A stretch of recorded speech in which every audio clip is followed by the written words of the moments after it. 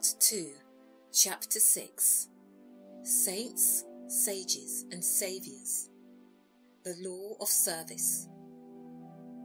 The spirit of love, which is manifested as a perfect and rounded life, is the crown of being and the supreme end of knowledge upon this earth. The measure of man's truth is the measure of his love, and truth is far removed from him whose life is not governed by love. The intolerant and condemnatory, even though they profess the highest religion, have the smallest measure of truth, while those who exercise patience and who listen calmly and dispassionately to all sides, and both arrive themselves at and incline others to thoughtful and unbiased conclusions upon all problems and issues, have truth in fullest measure. The final test of wisdom is this: how does a man live? What spirit does he manifest? How does he act under trial and temptation? Many men boast of being in possession of truth, who are continually swayed by grief, disappointment, and passion, and who sink under the first little trial that comes along. Truth is nothing, if not unchangeable, and insofar as a man takes his stand upon truth, does he become steadfast in virtue, does he rise superior to his passions and emotions and changeable personality. Men formulate perishable dogmas and call them truth. Truth cannot be formulated. It is ineffable and ever beyond the reach of intellect. It can only be experienced by practice. It can only be manifested as a stainless heart and a perfect life. Who then, in the midst of the ceaseless pandemonium of schools and creeds and parties, has the truth? He who lives it, he who practices it, he who, having risen above that pandemonium by overcoming himself, no longer engages in it, but sits apart, quiet, subdued, calm and self-possessed, freed from all strife, all bias, all condemnation, and bestows upon all the glad and unselfish love of the divinity within himself. He who is patient, calm, gentle, and forgiving under all circumstances manifests the truth. Truth will never be proved by wordy arguments and learned treatises. For if men do not perceive the truth in infinite patience and dying forgiveness and all-embracing compassion, no words can ever prove it to them. It is an easy matter for the passionate to be calm and patient when they are alone or are in the midst of calmness. It is equally easy for the uncharitable to be gentle and kind when they are dealt kindly with. But he who retains his patience and calmness under all trial, who remains sublimely meek and gentle under the most trying circumstances, he and he alone is possessed of the spotless truth. And this is so because such lofty virtues belong to the divine, and can only be manifested by one who has attained to the highest wisdom, who has relinquished his passionate and self-seeking nature, who has realized the supreme and unchangeable law, and has brought himself into harmony with it. Let men, therefore, cease from vain and passionate arguments about truth, and let them think and say and do those things which make for harmony, peace, love, and goodwill. Let them practice heart virtue and search humbly and diligently for the truth, which frees the soul from all error and sin, from all that blights the human heart and that darkens, as with unending night, the pathway of the wandering souls of earth. There is one great, all-embracing law, which is the foundation and cause of the universe, the law of love. It has been called by many names in various countries and at various times, but behind all its names, the same unaltered law may be discovered by the eye of truth. Names, religions, personalities pass away, but the law of love remains. To become possessed of a knowledge of this law, to enter into conscious harmony with it, is to become immortal, invincible, indestructible. It is because of the effort of the soul to realize this law that men come again and again to live, to suffer, and to die. And when realized, suffering ceases, personality is dispersed, and the fleshly life and death are destroyed, for consciousness becomes one with the eternal. The law is absolutely impersonal, and its highest manifested expression is that of service. When the purified heart has realized truth, it is then called upon to make the last, the greatest and holiest sacrifice, the sacrifice of the well-earned enjoyment of truth. It is by virtue of this sacrifice that the divinity-emancipated soul comes to dwell among men, clothed with a body of flesh, content to dwell among the lowliest and least, and to be esteemed the servant of all mankind.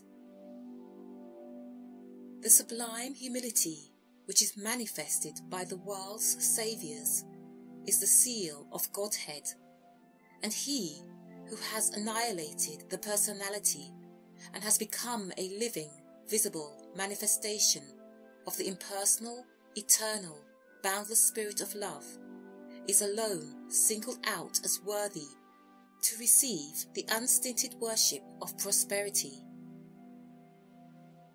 He only who succeeds in humbling himself with that divine humility, which is not only the extinction of self, but is also the pouring out upon all the spirit of unselfish love, is exalted above measure and given spiritual dominion in the hearts of mankind.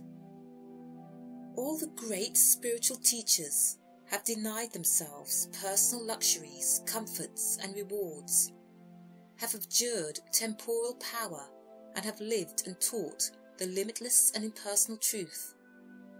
Compare their lives and teachings, and you will find the same simplicity, the same self-sacrifice, the same humility, love and peace, both lived and preached by them.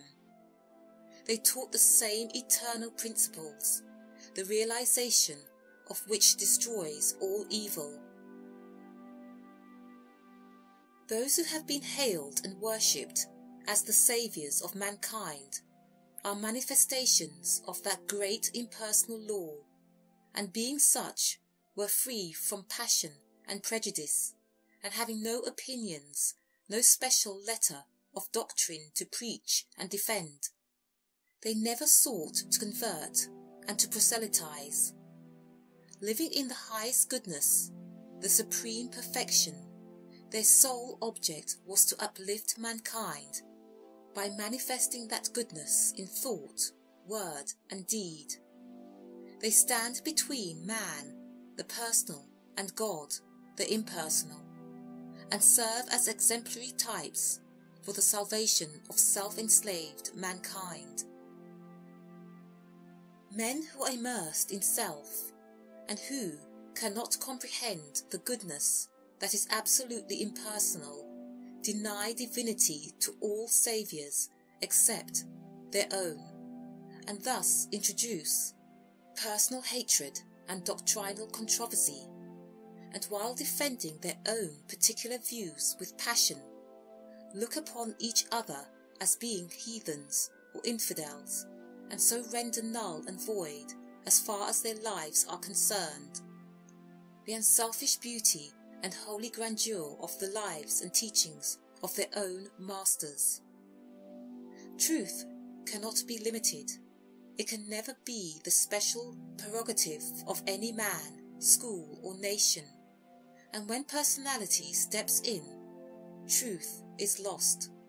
The glory alike of the saint, the sage, and the Saviour is this, that he has realized the most profound lowliness, the most sublime unselfishness. Having given up all, even his own personality, all his works are holy and enduring, for they are freed from every taint of self. He gives, yet never thinks of receiving. He works without regretting the past or anticipating the future, and never looks for reward. When a farmer has tilled and dressed his land and put in the seeds, he knows that he has done all that he can possibly do, and that now he must trust to the elements and wait patiently for the course of time to bring about the harvest, and that no amount of expectancy on his part will effect the result. Even so, he who has realized truth goes forth as a sower of the seeds of goodness, purity, love, and peace, without expectancy, and never looking for results, knowing that there is the great overruling law which brings about its own harvest in due time, and which is alike the source of preservation and destruction.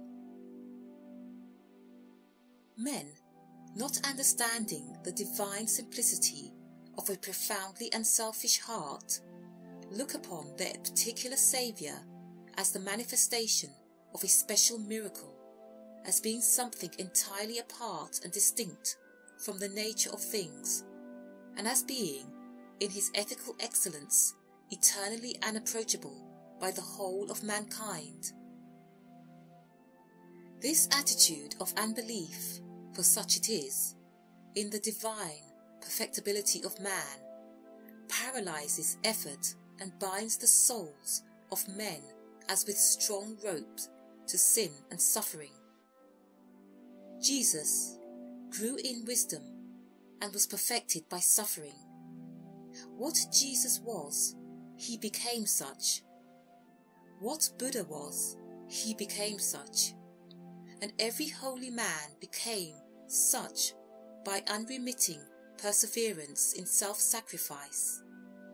Once recognize this, once realize that by watchful effort and hopeful perseverance you can rise above your lower nature, and great and glorious will be the vistas of attainment that will open out before you. Buddha vowed that he would not relax his efforts until he arrived at the state of perfection, and he accomplished his purpose.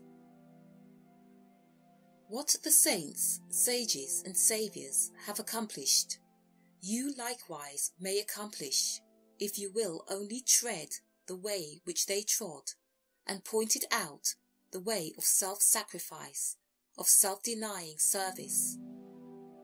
Truth is very simple. It says, give up self, come unto me, away from all that defiles, and I will give you rest. All the mountains of commentary that have been piled upon it cannot hide it from the heart that is earnestly seeking for righteousness. It does not require learning. It can be known in spite of learning.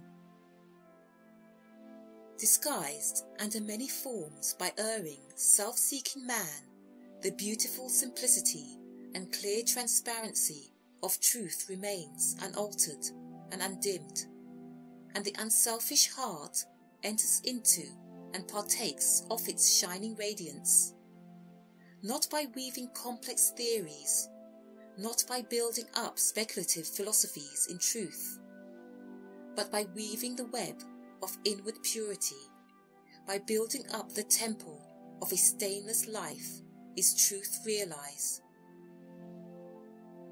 He who enters upon this holy way begins by restraining his passions. This is virtue, and is the beginning of saintship, and saintship is the beginning of holiness. The entirely worldly man gratifies all his desires and practices no more restraint than the law of the land in which he lives demands. The virtuous man restrains his passions. The saint attacks the enemy of truth in its stronghold within his own heart, and restrains all selfish and impure thoughts, while the holy man is he who is free from passion and all impure thought, and to whom goodness and purity have become as natural as scent and colour are to the flower. The holy man is divinely wise. He alone knows truth in its fullness, and has entered into abiding rest and peace. For him, evil has ceased. It has disappeared in the universal light of the all-good. Holiness is the badge of wisdom.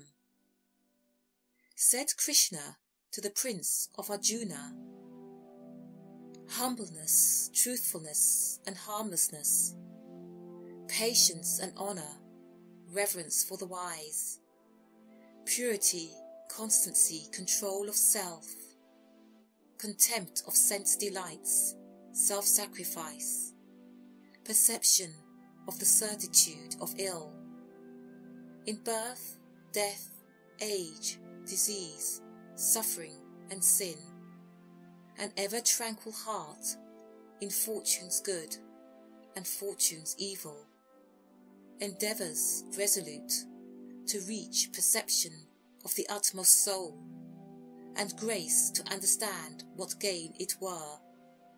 So to attain, this is true wisdom, Prince, and what is otherwise is ignorance.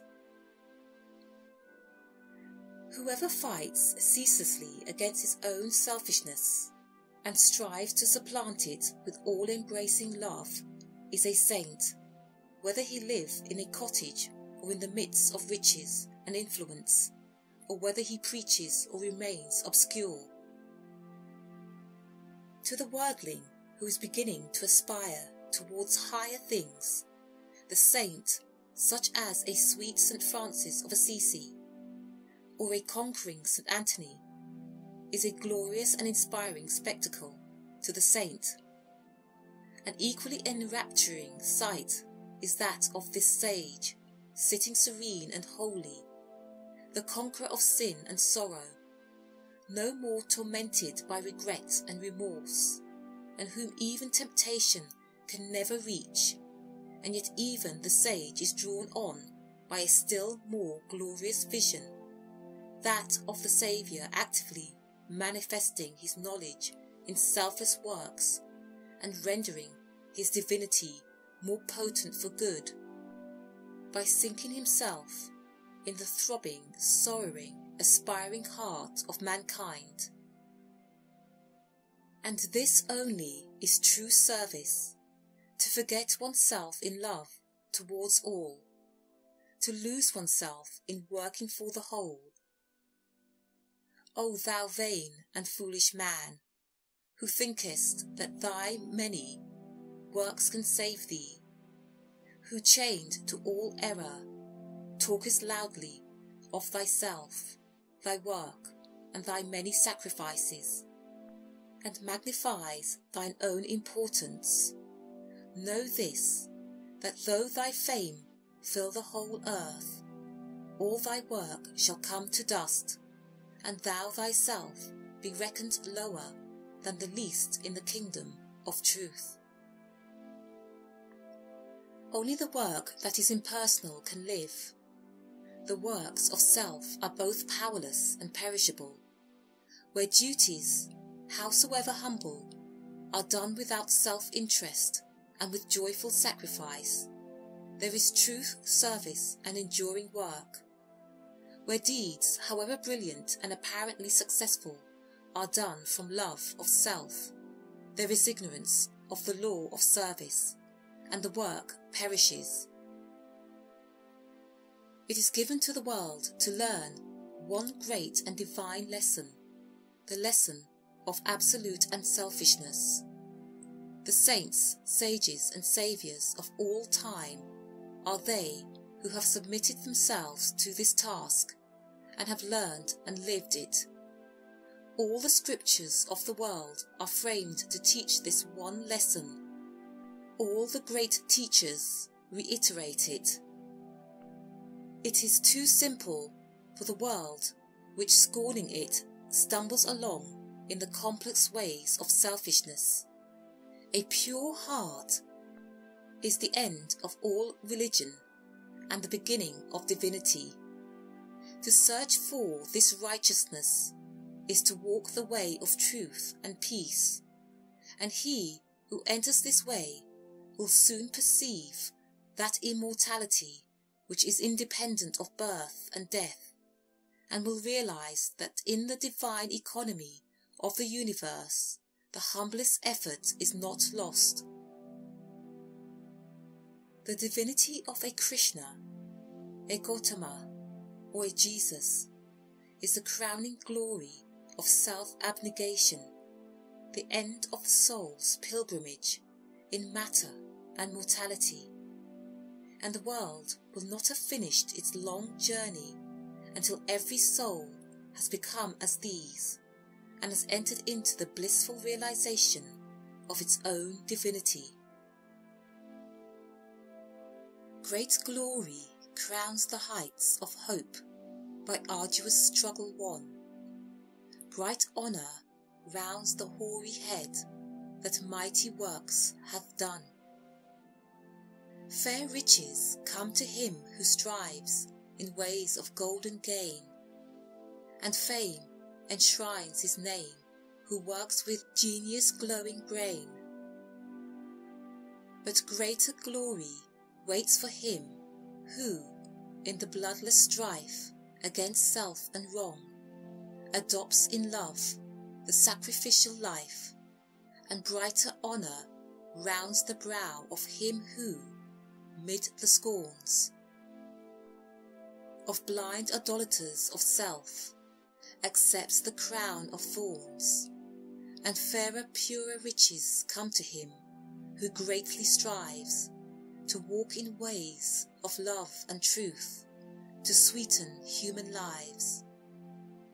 And he who serveth well mankind exchanges fleeting fame for light eternal, joy and peace, robes of heavenly fame.